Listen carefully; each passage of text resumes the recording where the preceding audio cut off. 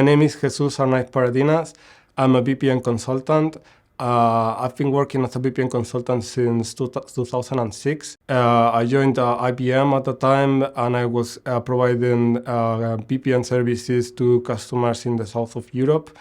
I was doing that for 2 years, and after that, I moved to the UK. I spent there 10 years working in Scotland and England, working for customers in different sectors, always with BPM products. And in the last 4 years, I've been working in the German area.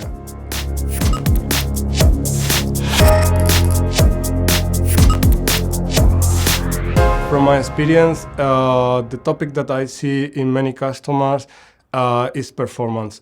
So many customers are concerned about performance problems, and that happens at different levels. For example, at development level, when you are implementing a business process, it is very easy to drag and drop activities, and you can easily drop a database query inside a loop. That might be fine when you have a low volume of data, but when the data grows, it becomes a performance problem.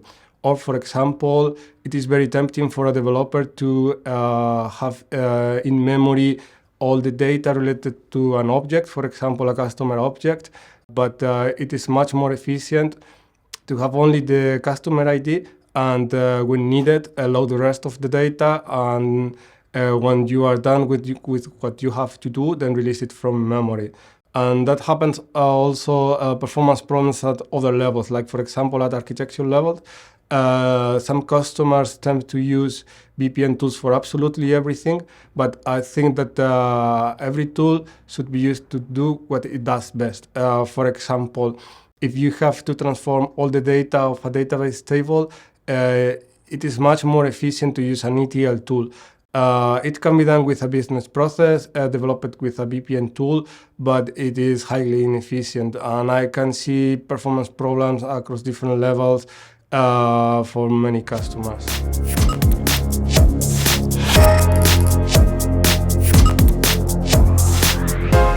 Our customers that started using BPM around 15 years old were developing all the processes with people. This is a good technology, but the market has moved forward to BPM notation. So I think that integrations or other advanced processes can still be reused, but processes that require human intervention might have to be rewritten in BPM notation. If you want to keep using BPM processes, which are a good technology, you need someone with expertise in BPM and also in BPM.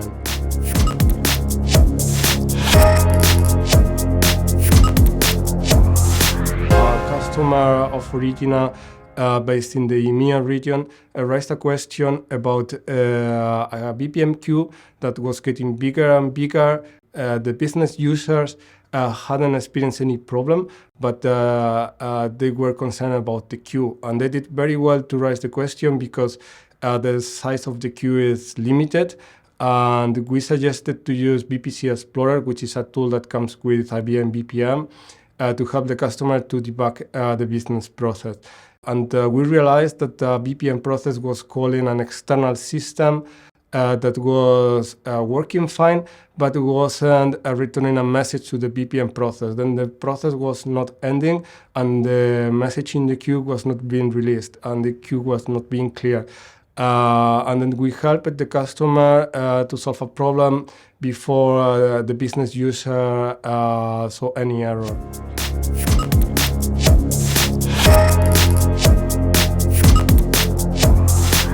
Traditionally,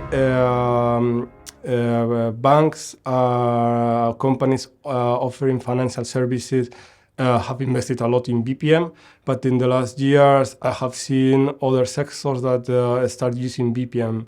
Also, media have a lot of use of BPM. Healthcare, pharma. In the last years, I have seen also government areas starting using BPM. And in fact, any sector that wants to be flexible, if you want to react to changes before the competence, I think BPM is going to help you with that.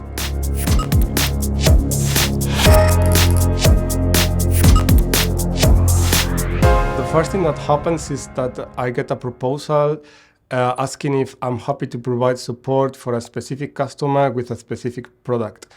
If I accept it, the next thing that happens is that I receive a request to provide or to review a technical questionnaire for the customer so that we understand better the environment of the customer.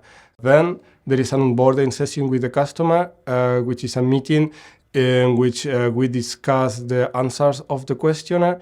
And also the customer has the opportunity to raise issues that are very important for them, and we are starting having generic recommendations about these issues. We usually recommend to use the Meet the Expert sessions to go deeper into details. And also the customer receives a training to start raising tickets. Then they start doing it, and we start resolving problems for the customer.